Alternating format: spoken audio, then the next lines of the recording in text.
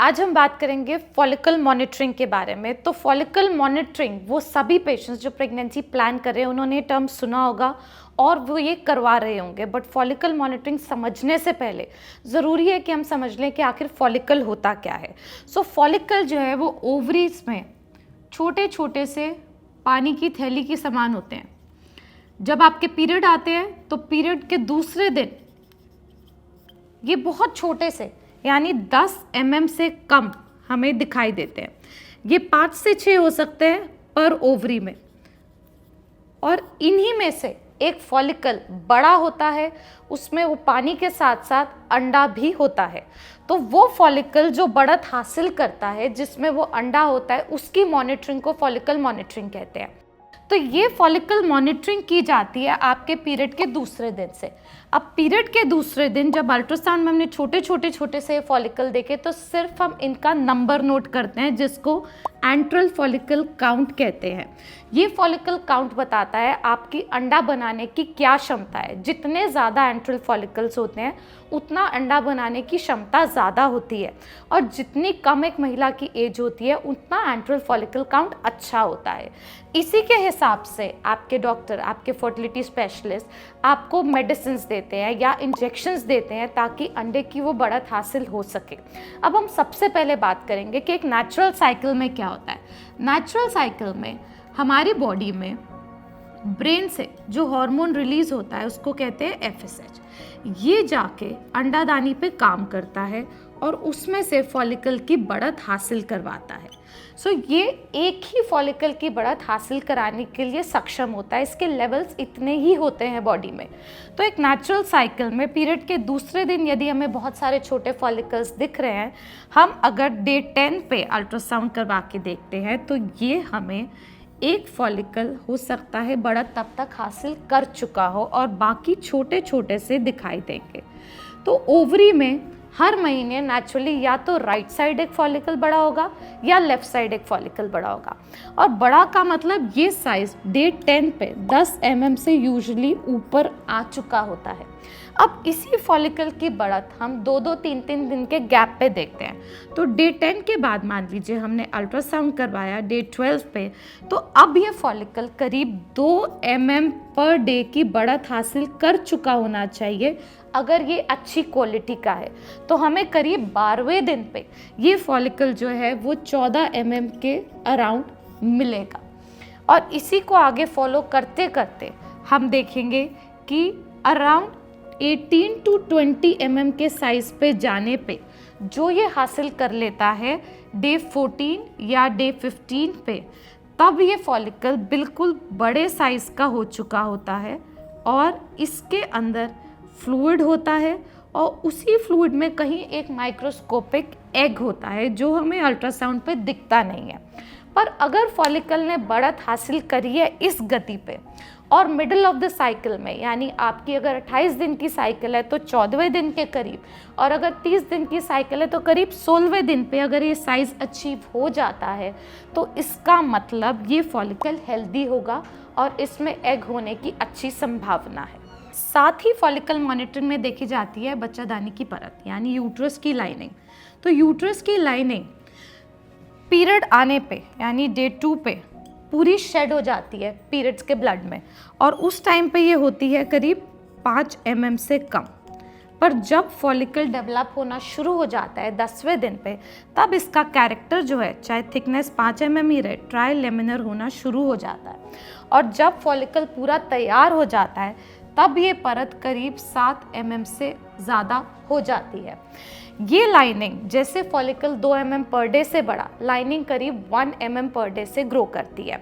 तो अगर ये सब कुछ आपकी बॉडी में नॉर्मली हो रहा है और आपके फॉलिकल स्कैन्स यानी ये सीरियल अल्ट्रासाउंड जो कुछ कुछ दिन के गैप पे कराए जा रहे हैं फॉलिकल की बढ़त देखने के लिए, वो ये बता रहे हैं, तो इसका मतलब आपके अंदर ओव्यूलेशन, एग फॉर्मेशन ठीक तरीके से हो रहा होगा।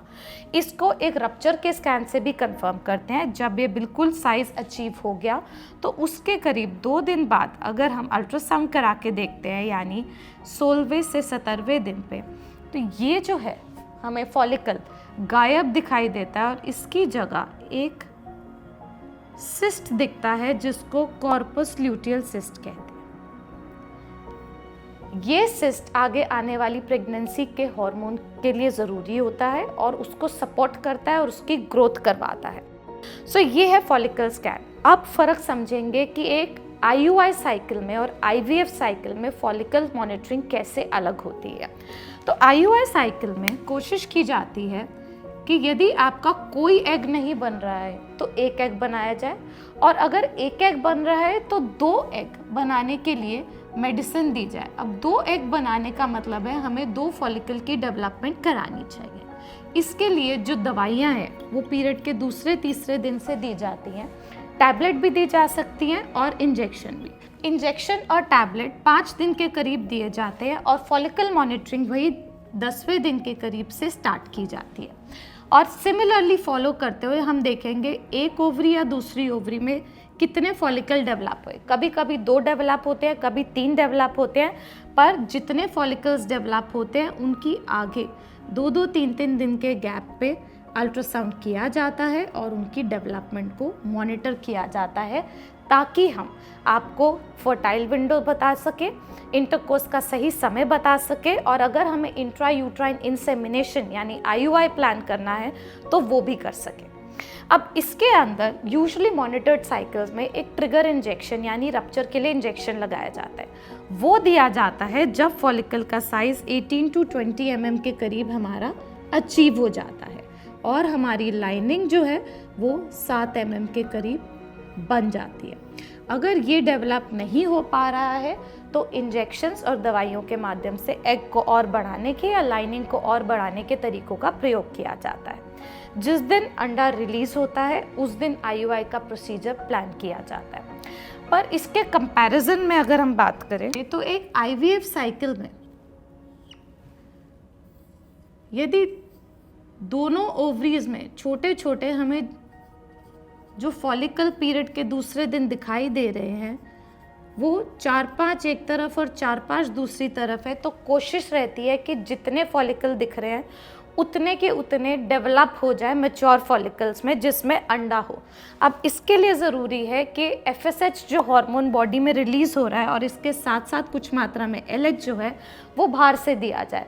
तो इसीलिए IVF साइकिल में पीरियड के दूसरे दिन से लेके करीब 10 से 12 दिन तक लगातार इंजेक्शंस दिए जाते हैं और इन इंजेक्शंस के बीच में 3-4 दिन के इंजेक्शन पे एक अल्ट्रासाउंड किया जाता है ताकि हम देख सकें कि फॉलिकल की बढ़त ठीक हो रही है या नहीं हो रही है, और यदि हमें कुछ इंजेक्शन चेंज करना है तो हम वो भी कर सकें। दूसरी जो चेंज आता है वो ये होता है कि फॉलिकल जब ठीक साइज़ के बनने शुरू हो जाते हैं, हमने पहला 5 दिन के इंजेक्शन पे जो अल्ट्रासाउंड किया उसमें फॉलिकल्स ठीक साइज़ के बन गए। अब हम ये नहीं चाहते कि सारे फॉलिकल्स शरीर में रप्चर होके एग रिलीज़ करे, तो एग रिलीज़ ना हो इसके लिए एक दूसरे तरीके का इंजेक्शन IVF में आखिरी के 4-5 इंजेक्शन के साथ ऐड किया जाता है। ये दूसरे तरीके का इंजेक्शन GnRH एंटागनिस्ट हेल्प करेगा ताकि फॉलिकल्स अंदर डेवलप तो हों, उनमें अंडे बने तो सही पर वो अंदर ही रिलीज़ ना हो जाए। और जब फाइनल साइज़ हमारा बन जाएगा फॉलिकल का, वही जो हम चाहते हैं 17 से 18 mm के करीब, तब हम देंगे ट्रिगर का इंजेक्शन। पर ये ट्रिगर का इंजेक्शन अंदर रप्चर कराने के लिए नहीं है, फॉलिकल में जो एग डेवलप हो रहा है उसकी मैच्योरिटी के लिए। और इसके करीब 35 घंटे बाद प्रोसीजर किया जाता है जिसको एग रिट्रीवल कहते हैं। और एग रिट्रीवल में अल्ट्रासाउंड गाइडेड यानी जो TVS अल्ट्रासाउंड, इंटरनल अल्ट्रासाउंड हम कर रहे हैं, उसके साथ एक निडल माउंट करके इस फॉलिकल के फ्लूइड को निकाला जाता है और इसी में जो माइक्रोस्कोपिक एग होता है उसे एम्ब्रियोलॉजिस्ट एग्जामिन करते हैं, उसकी क्वालिटी देखते हैं, नंबर देखते हैं, मैच्योरिटी देखते हैं और उससे स्पर्म को मिलाते हैं लैब में और एम्ब्रियो तैयार करते हैं। वो एम्ब्रियो वापस बच्चादानी की लाइनिंग में डाला जाता है एम्ब्रियो ट्रांसफ़र के माध्यम से। अब ये जो अल्ट्रासाउंड मॉनिटरिंग है, ये जो फॉलिकल स्कैन है, ये फॉलिकल स्कैन पीरियड के दूसरे दिन से शुरू होकर करीब रप्चर तक किए जाते हैं नेचुरल साइकिल और IUI साइकिल में। तो करीब 3 से 4 अल्ट्रासाउंड हो सकता है आपको फॉलिकल मॉनिटरिंग में कराने हो। ये किस तरीके से किया जाता है, ये इंटरनल अल्ट्रासाउंड, ट्रांसवेजाइनल अल्ट्रासाउंड के माध्यम से होगा। बट अगर किसी को इंटरनल अल्ट्रासाउंड कराने में दिक्कत होती है तो एब्डोमिनली यूरिन का प्रेशर रख के भी, अगर यूरिन का बहुत प्रेशर है तो ऊपर से भी ये अल्ट्रासाउंड किया जा सकता है, पर बेहतर होता है कि इंटरनली ही देखा जाए। तो फॉलिकल मॉनिटरिंग का क्या प्रोसीजर है, कैसे किया जाता है, आईयू और आईवीएफ नेचुरल साइकिल में कैसे अलग होती है, हमने आज बात की। अगर आपकी भी फॉलिकल मॉनिटरिंग चल रही है और आपके कोई डाउट्स हैं या आप अपनी रिपोर्ट्स कुछ हमसे शेयर करना चाहते हैं, समझ नहीं पा रहे हैं कि अंडे की ग्रोथ, फॉलिकल की ग्रोथ, लाइनिंग की ग्रोथ कितनी अच्छी हो रही है, क्या बेहतर की जा सकती है, तो हमें ज़रूर कमेंट सेक्शन में बताएं। Thank you.